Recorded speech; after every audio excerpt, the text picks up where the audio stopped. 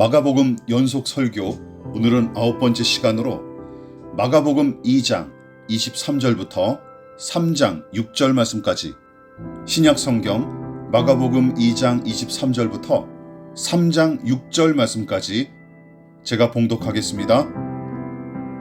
안식일에 예수께서 밀밭 사이로 지나가실새 그의 제자들이 길을 열며 이삭을 자르니 바리새인들이 예수께 말하되, 보시오, 저들이 어찌하여 안식일에 하지 못할 일을 하나이까?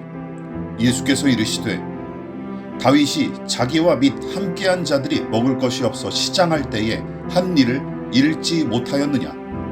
그가 아비아달 대제사장 때에 하나님의 전에 들어가서 제사장 외에는 먹어서는 안 되는 진설병을 먹고 함께한 자들에게도 주지 아니하였느냐? 또 이르시되, 안식일이 사람을 위하여 있는 것이요 사람이 안식일을 위하여 있는 것이 아니니 이러므로 인자는 안식일에도 주인이니라. 예수께서 다시 회당에 들어가시니 한쪽 손 마른 사람이 거기 있는지라. 사람들이 예수를 고발하려 하여 안식일에 그 사람을 고치시는가 주시하고 있거늘, 예수께서 손 마른 사람에게 이르시되 한가운데에 일어서라 하시고 그들에게 이르시되, 안식일에 선을 행하는 것과 악을 행하는 것, 생명을 구하는 것과 죽이는 것 어느 것이 옳으냐 하시니 그들이 잠잠하거늘, 그들의 마음이 완악함을 탄식하사 노하심으로 그들을 둘러보시고 그 사람에게 이르시되, 내 손을 내밀라 하시니 내밀매 그 손이 회복되었더라. 바리새인들이 나가서 곧 헤롯 당과 함께 어떻게 하여 예수를 죽일까 의논하니라. 오늘은 마가복음 연속 설교 9번째 설교로서 사람을 위하여 있는 안식일이란 제목으로 함께 말씀의 은혜를 나누도록 하겠습니다. 마가복음을 비롯한 사복음서는 유대인들의 율법주의와 그 이단성에 대해 끊임없이 저항하는 예수님의 행적을 분명하게 기록했습니다. 자, 그렇다면 예수님은 율법주의에 어떻게 저항하셨을까요? 크게 두 가지로 나눠볼 수 있습니다. 먼저, 율법주의로 변질한 율법의 낡은 조항과 규칙을 일부러 깨트리는 행동을 서슴지 않으셨죠. 즉, 당시에는 부정한 존재로 여겨 접촉을 금했던 병자들과 귀신 들린 사람들, 그리고 세리와 창녀처럼 부정한 죄인들을 주저없이 만나셨고, 심지어 그들과 한자리에서 식사하는 파격적인 행동을 통해 율법주의에 저항하셨습니다. 그뿐만이 아닙니다. 율법주의의 폐단과 오류를 지적함과 동시에 율법의 본래의 뜻과 그 가치를 적극적으로 가르치시면서 본을 보여주셨죠. 다시 말해, 율법주의의 오류와 폐해를 바로잡기 위해 진정한 율법의 정신이 무엇인지 가르치셨고, 거기 더하여 당신의 가르침을 뒷받침하는 실천적 신앙으로서 율법주의에 저항하셨습니다. 이처럼 예수님은 말만 내뱉는 웅변가나 달변가가 아니었습니다. 하나님과 그분의 뜻을 힘써 가르치셨고, 가르치신 말씀대로 행동하면서 본을 보이셨죠. 중풍병자와 세리마태, 죄인들과 겪은 이야기들 뿐만이 아닙니다. 오늘 설교 본문인 2장 말미부터 3장 초반부에 등장하는 안식일과 관련된 논쟁들도 마찬가지예요. 예수님은 안식일을 제정하신 하나님의 의도를 제대로 가르치시기 위해 일부러 유대인들에게 책 잡힐 만한 일을 벌이셨는데, 먼저는 제자들이 안식일에 밀밭 사이를 지나다가 이삭을 잘라 먹도록 허락하신 일이고, 그 다음은 회당에 있던 손 마른 자를 굳이 안식일에 고쳐주신 사건이죠. 그래서 바리새인들은 곡식의 이삭을 잘라 먹은 제자들의 그 행동을 가리켜 저들이 어찌하여 안식일에 하지 못할 일을 하나이까 하며 따져 물었던 것입니다. 다시 말해, 제자들이 안식일에 하지 말아야 할 짓을 저질렀으므로 불법을 저질렀다는 뜻입니다. 자, 그러니까 안식일에 이삭을 직접 손으로 잘라 먹는 행위 자체를 불법이나 부정행위로 간주했던 것이죠. 또한 예수께서 회당에 있던 손 마른 사람을 고쳐주신 3장 서두의 이야기도 마찬가지입니다. 3장 2절이 안식일에 그 사람을 고치시는가 주시하고 있거늘 하고 기록한 내용을 보면 유대인들과 바리새인들은 안식일에 병든 자를 고치는 치료 행위까지도 안식일 규정을 위반하는 행위로 여겼던 게 틀림없어요. 요즘 사람들한테는 너무나 어이없는 상황 같겠지만 유대인들한테는 매우 중요한 종교적 관습이자 전통이었던 것입니다. 그렇다면 예수님과 제자들은 율법의 규정을 실제로 어겼을까요?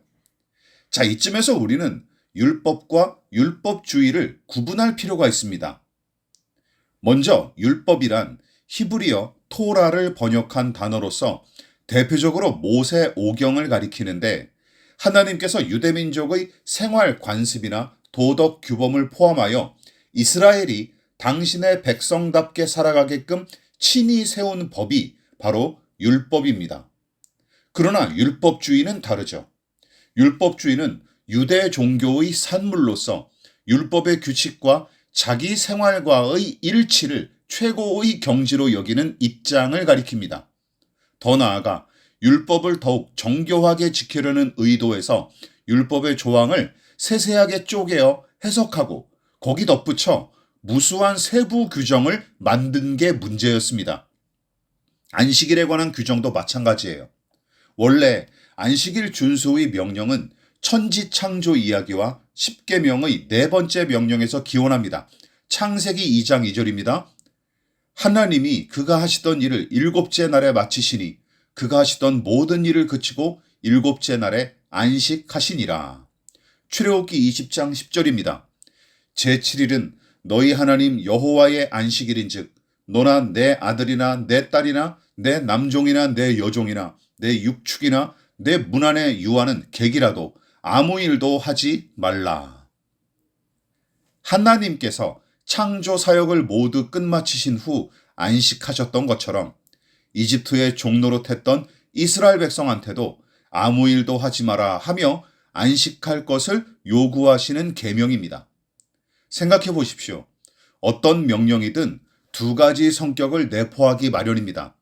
즉, 해야 할 일을 하라 하는 긍정 명령이 있으면 하지 말아야 할 일에 관해 하지 마라 하는 부정 명령도 동전의 양면처럼 존재하기 마련이죠.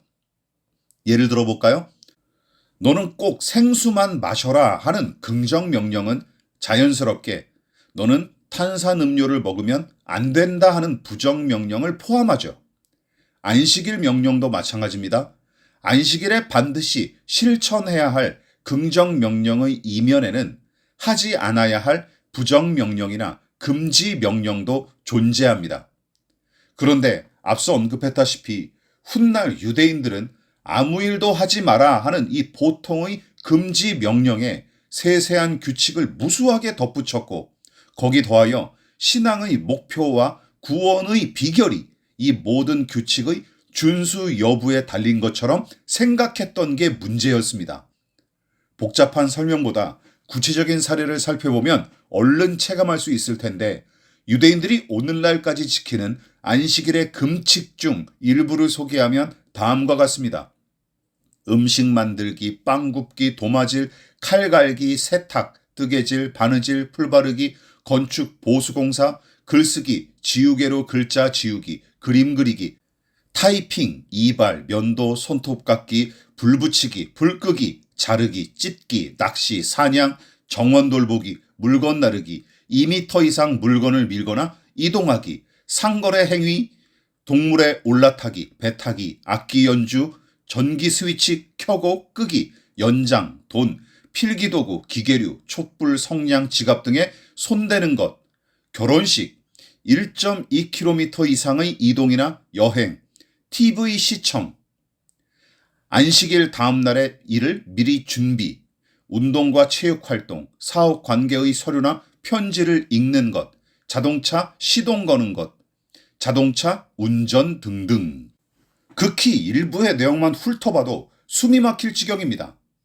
마치 수백만 개의 지뢰를 빽빽하게 설치한 후에 하나도 건드리지 않고 빠져나가 보라 하는 격이고 절대로 풀지 못하는 문제를 출제한 뒤에 자, 풀어보라 하는 행태와 다를 게 없어 보이죠. 이처럼 모세의 율법에 임의로 덧붙인 수천 수만 가지의 규칙을 들이댔던 탓에 바리새인들은 안식일에 이삭을 잘라먹고 손 마른 자를 고친 일조차 불법으로 간주한 것입니다. 즉 율법주의의 잣대로 판단하여 예수님과 제자들을 향해 안식일을 어겼다 하며 정죄하고 비난했던 것이죠. 자, 그렇다면 예수님은 그들의 정죄와 비난에 어떻게 대응하셨습니까? 먼저 제자들이 밀 이삭을 잘라먹은 일에 대해서는 사무엘상 21장과 22장에 기록된 다윗의 이야기를 근거로 반박하시죠. 특히 예수께서 다윗과 함께 언급한 아비아달 대제사장은 노브의 제사장 아히멜렉의 아들로서 그의 부친 아히멜렉은 다윗을 돌봐줬다는 이유로 사울에게 죽임을 당한 제사장인데 그 참극을 간신히 피하여 살아남은 아들이 바로 아비아달입니다.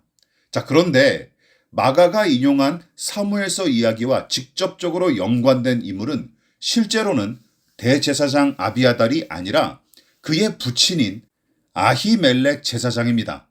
아마도 마가가 두 사람의 이름을 착각해서 기록했거나 혹은 부자지간을 하나로 묶은 것인지 알 도리는 없습니다. 자, 어쨌든 다윗이 사울의 손아귀에서 벗어나기 위해 이리저리 도망 다녔을 때 높 지역의 제사장이었던 아히멜렉을 찾아가 도움을 구한 적이 있었습니다. 그런데 때마침 다윗 일행이 심히 굶주렸던 탓에 아히멜렉 제사장에게 음식을 구했고 다행히도 제사장은 그들을 불쌍히 여겨서 하나님께 바쳐드렸던 진설병 5개를 나눠줍니다. 진설병이란 하나님께 바치기 위해 성소 안에 두는 떡으로서 거룩하게 바친 것이기에 제사장 외에는 아무도 먹을 수 없었습니다. 그런데 아히멜렉 제사장은 굶주림에 시달렸던 다윗 일행을 돕기 위해 제사장 이외에는 먹기를 금지한 진설병을 기꺼이 먹인 것이죠. 자, 여러분 생각해 보십시오. 만일 이 사건이 하나님 보시기에 불의하고 악한 일이었다면 성경은 아히멜렉 제사장을 비롯하여 다윗과 그 일행 모두를 악하다, 불의하다 하고 지적했을 것입니다. 그런데 사무엘서는 이 사건이 선한지 악한지 아니면 옳은지 불의한지 판단하지 않습니다.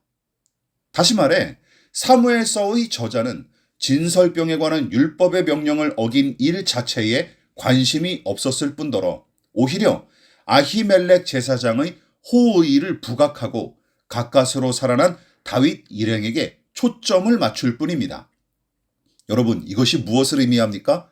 성경은 율법의 명령과 규칙은 어겼을지언정 율법의 정신을 구현했던 아히멜렉의 선택과 행동을 지지하고 있는 것이죠. 무엇보다 예수께서 아히멜렉 제사장의 이야기를 선하고 옳은 사례로 인용하신 것이야말로 확실한 보증이 아니겠습니까? 그러므로 아히멜렉이 거룩한 제물인 진설병을 굶주린 다윗 일행에게 먹인 일은 표면적으로는 모세의 율법을 정면으로 어긴 일처럼 보이지만 예수님은 이 일이야말로 안식일 계명의 정신을 제대로 구현하고 실천한 일이다 하며 축혀 세우십니다. 그렇다면 예수께서 언급하신 안식일 계명의 핵심 정신은 무엇일까요? 27절과 28절을 보십시다. 또 이르시되 안식일이 사람을 위하여 있는 것이요 사람이 안식일을 위하여 있는 것은 아니니 이러므로 인자는 안식일에도 주인이니라. 무슨 뜻입니까?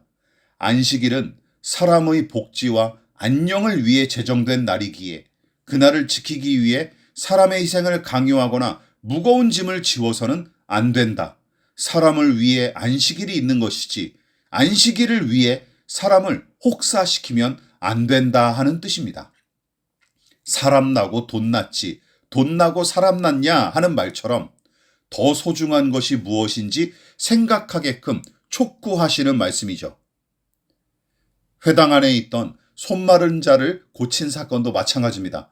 유대인들은 예수님을 시험하기 위해 일부러 병든 사람까지 이용했는데 예수께서 안식일에도 병자를 고치는지 보려고 일부러 병자를 회당 안에 데려다 놓았던 것입니다. 왜냐하면 안식일에 관한 세세한 규정을 다 들이대면 병자를 치료하는 행위조차 죄가 되기 때문이죠. 즉, 아무 일도 하지 않아야 할 안식일에 게다가 거룩한 회당 안에서 병자를 고치는 행위는 안식일에 관한 규칙을 정면으로 어기는 일이기에 책잡기가 쉬웠기 때문이죠. 그런데 반대의 경우도 문제였습니다. 왜냐하면 예수께서 병든 사람을 고치지 않으신다면 바리새인들은 그것마저 트집 잡아 비난했을 게 빤했기 때문이죠. 그러니까 어떤 선택을 하든지 걸려 넘어질 수밖에 없는 상황을 일부러 그들은 세팅해 놓았던 것입니다. 이 얼마나 교활하고 잔인한 짓거리입니까? 물론 의도와 목적은 전혀 다르지만 이런 경우를 많이 접하지 않습니까? 어른들이 아이들에게 장난치기 위해서 엄마가 좋아, 아빠가 좋아 하고 묻는 것과 비슷합니다. 만일 아이가 엄마를 선택하면 넌 엄마만 좋고 아빠는 싫지 하는 짓궂은 장난처럼 누구를 선택하든 상관없이 결론은 나쁜 아이가 되는 것뿐이죠. 유대인들이 사악한 의도로 마련한 이 무대도 마찬가지였습니다. 무슨 선택을 하든 상관없이 자칫하면 예수님은 안식일의 규칙을 어기는 범법자이거나 병자를 외면하는 냉혈한으로 비난받을 수밖에 없는 판국이었어요. 이처럼 성경의 독자들은 이 두 가지 사건을 통해 씁쓸한 현실을 마주하고 직시해야 마땅합니다. 바리새인들을 비롯한 유대인들은 예수님과 제자들의 흠집을 찾기 위해 내내 혈안이었을 뿐만 아니라 트집 잡을 만한 상황을 일부러 연출하는 이 사악한 짓거리도 서슴지 않았어요. 밀밭을 지나던 제자들이 이삭을 잘라먹은 일을 트집 잡았던 것처럼 스토커처럼 따라다니면서 지켜보다가 책 잡힐 만한 일을 발견하면 그들은 언제든지 예수님께 이리떼처럼 달려들어 물어뜯기 일쑤였습니다. 그래서 예수님과 제자들이 들어올 만한 시간까지 정교하게 계산한 뒤 일부러 이런 짓거리까지 서슴지 않고 저질렀던 것이죠. 자, 생각해 보십시오. 타인의 흠집을 찾아내고 해코지하기 위해 내내 혈안이 된 사람. 그야말로 그가 악한 마귀를 닮은 사람이고 그의 삶은 병든 상태임이 틀림없습니다. 어쨌든 이삭을 잘라먹고 손 마른 자를 고친 일 모두 안식일에 대한 규율을 어겼다는 것이 유대인들의 결론이었어요. 그러나 예수님은 그들의 사악하고 음흉한 의도를 완전히 뭉개고 도리어 시원한 사이다 같은 말씀으로 유대인들을 꾸짖으셨죠. 마가복음 3장 4절입니다. 그들에게 이르시되 안식일에 선을 행하는 것과 악을 행하는 것, 생명을 구하는 것과 죽이는 것, 어느 것이 옳으냐 하시니 그들이 잠잠하거늘. 무슨 뜻입니까? 안식일의 세세한 규칙을 지킨답시고 질병으로 고통당하는 사람을 외면하면 과연 그것이 선하고 옳은 일이겠느냐 하신 말씀이죠. 다시 말해 사람들이 임의대로 덧붙여 만든 규칙 따위를 지키겠답시고 죽어가는 사람을 내버려 두면 과연 하나님께서 내가 선하게 행했다, 옳은 일을 했다 하며 칭찬하시겠냐는 뜻입니다. 오히려 예수님은 안식일의 규율을 핑계로 줄이고 병든 자를 외면하는 짓은 오히려 하나님의 진노와 심판을 불러일으킬 뿐이다 하고 분노하십니다. 더불어 안식일에 대한 율법과 그 모든 규칙은 선을 행하고 생명을 구하기 위해 제정된 것이다 하고 엄중하게 선포하셨습니다. 바꿔 말하자면 병든 자와 줄이고 목마른 자를 돕는 것이야말로 안식일을 제대로 지키는 방법이다 하고 말씀하신 것입니다. 말씀을 마무리하도록 하겠습니다. 여러분, 운전자가 정해진 교통법규에 따라 자동차를 운전해야 할 이유는 무엇입니까? 우선 운전자와 보행자 모두를 보호하는 것이 목적이죠. 물론 자동차는 이동 시간의 단축과 이동의 편리를 위해 만들어진 것이지만 그것만을 위한다면 도로는 진즉에 지옥으로 변했을 테죠. 그래서 도로교통법이 사회적 합의에 의해 제정되어 도로의 안전과 평화가 유지되는 것입니다. 그런데 율법주의는 그 의도와 목적 자체가 뒤집힌 상태를 가리켜요. 즉, 거동하기가 힘든 노인분이 보행신호를 초과했는데도 건널목 중간에서 머물러 있다면 주행신호를 받은 차들은 그 노인을 상관하지 않고 엑셀을 밟는 게 율법주의입니다. 여러분, 운전자들은 법규를 지켰으니 아무런 상관이 없고 죄가 없습니까? 무엇이 옳다고 생각하십니까? 미치지 않고서야 그런 식으로 운전할 사람은 없죠. 왜냐하면 상식이 있는 사람들은 교통법규보다 그런 곤란한 상황에 처한 사람의 목숨이 더 소중한지 알기 때문이죠. 그러니까 교통법규를 지키는 것보다 더 소중한 것이 무엇인지 알기 때문입니다. 사람을 차로 들이받더라도 교통법규를 지켜라 하고 부추기는 것. 더 나아가 없는 규정까지 만들어 이제는 운전조차 못하게 만드는 것. 이것이 율법주의의 오류이자 폐해입니다. 유념하십시다. 구약의 율법과 마찬가지로 안식일의 계명 역시 예수님을 가리키는 손가락과 그림자에 불과합니다. 십자가의 죽음과 부활 사건을 통해 죄인과 세상의 구원을 성취하신 예수 그리스도, 생배옷과 새 포도주가 되신 주님으로 인해 안식일의 규정과 장로들의 유전 따위는 낡은 부대와 헌 옷처럼 이미 폐기됐습니다. 그런데 안식일을 완성하신 예수님을 믿는답시고 주일 성수를 위시한 새로운 율법주의가 또다시 오늘날 교회 공동체와 신자들을 옥죄고 있는 중입니다. 물론 주일을 거룩하게 구별하여 지키는 신앙은 소중한 믿음의 유산이고 거기에 걸맞게 제정된 여러 규칙과 전통을 준수하는 경건의 훈련은 반드시 필요합니다. 그러나 내용이 빠진 메마른 형식은 도리어 생명을 시들게 만들 뿐입니다. 그래서 안식일을 비롯한 세세한 율법의 규칙보다 그 명령이 담고 있는 율법의 정신이 훨씬 더 중요합니다. 하지만 율법주의의 유혹은 굉장히 매력적이고 강력한 탓에 여전히 교회 안에서 기승을 부리고 있죠. 당연합니다. 자기 자랑과 성과주의에 사로잡히기 쉬운 것이 인간의 본성이고 율법주의는 그 욕구에 부합하는 삶의 양식이기 때문입니다. 그래서 어떤 이들은 쉽게 율법주의에 사로잡혀 교만하기 일쑤이고 또한 누군가는 열등감과 자괴감에 사로잡혀 자학하기가 쉬운 까닭에 둘 다 유익이 없고 심지어 악할 따름입니다. 저와 여러분, 우리가 주일을 어떻게 보내고 있는지 돌아보십시오. 안식과 평안과 자유는 온데간데 없고 여러 번은 반복되는 예배와 교회 봉사로 점철된 하루를 힘겹게 견디는 것이 주일의 풍경이라면 그것은 오히려 율법주의의 바벨탑을 다시 쌓아올리는 작태에 불과합니다. 기억하십시다. 율법주의가 조장하는 탐욕과 교만은 끝내 개인과 공동체를 넘어뜨리는 걸림돌이 될 것입니다. 진정한 주일 성수의 신앙은 안식일의 의미와 그 정신을 그대로 계승합니다. 그것이 무엇입니까?